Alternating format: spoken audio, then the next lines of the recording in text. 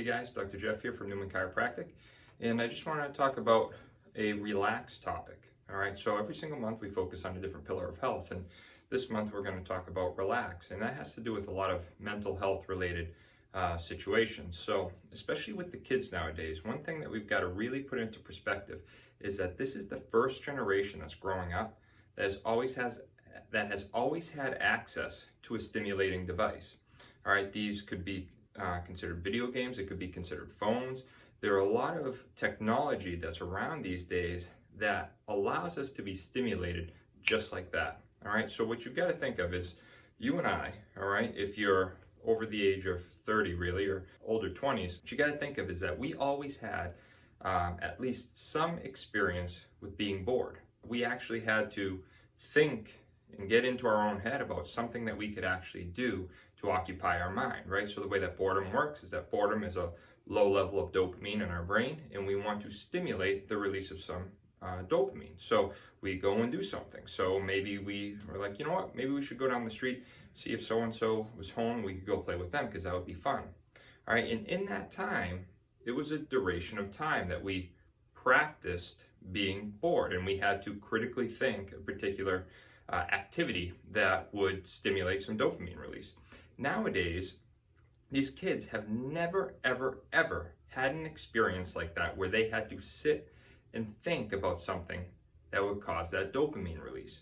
These kids have had no chance to practice the ability of self-reflection and critical thinking to promote that dopamine release. All right, so what we've got to do is we've got to realize that we've got to start allowing ourselves to be comfortable being bored. Boredom is huge. So with our kids, out of the four of them, what we do is we try to let them be bored and come up with something to do on their own. And we try not to, even as adults, I try not to give them something to do. All right, I try not to give them little ideas on what to do because I know that their generation is going to constantly be around devices that can stimulate some of that dopamine release. It will give them something to do.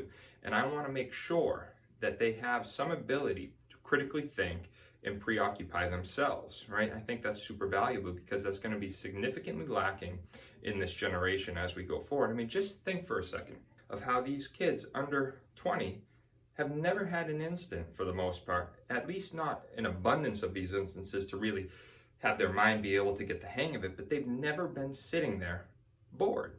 They've always had a device around. They've always had someone giving them something. They've always had pre-scheduled activities to do. And they've never had that practice being bored and thinking of something to do.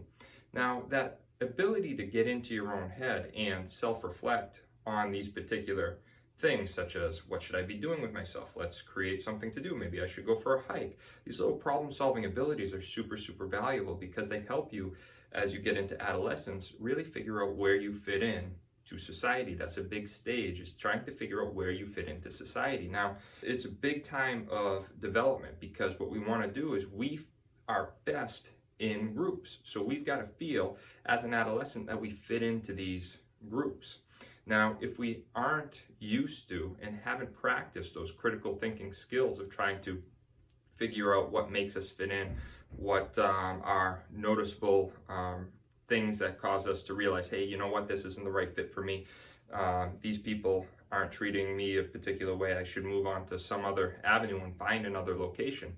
Then we start flipping through these extremes. And you see this a lot with adolescents, is that because they are so technologically encapsulated and they haven't had the practice, because we're just realizing this now, they haven't had the practice of critically thinking, realizing when they should get out of groups, how they should feel about these groups.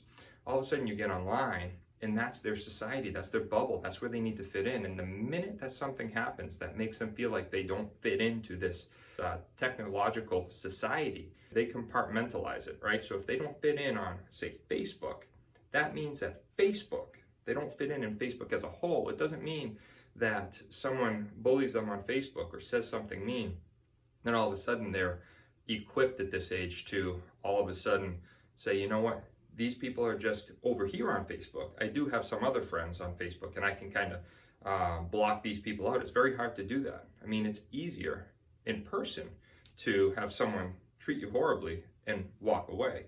On Facebook or on these social media channels, this person treats you poorly.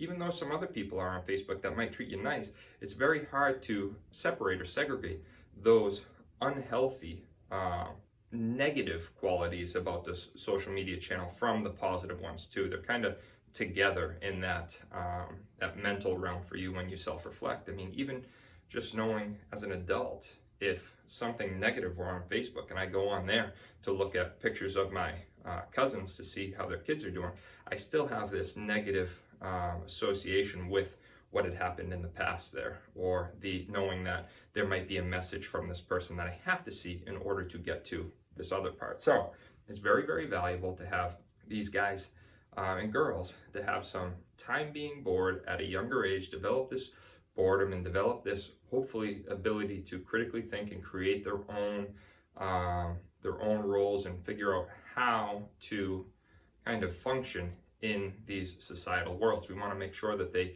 have practice doing this so that when they get to an older age, these reactions to these for the first time aren't their first reactions, right? Because we can't really blame people for having outbursts in their 20s if they've never had outbursts or temper tantrums when they were kids, right? I mean, a lot of the research I look at has found this association between these college-age kids that are having outbursts and locking themselves and the teachers into the class to kind of strike change or spark change.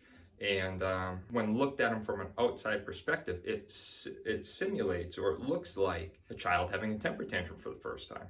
And when a child hasn't had the time for that brain to process temper tantrums and not getting what they want at a younger age, of course it's going to happen at some point during their developmental stages of their life. So we can't really look at them as a 19, 20-year-old and be like, well, societally you're acting wrong. Well, it's not that they're acting wrong, it's that they've never experienced that developmental milestone as the age that it should happen.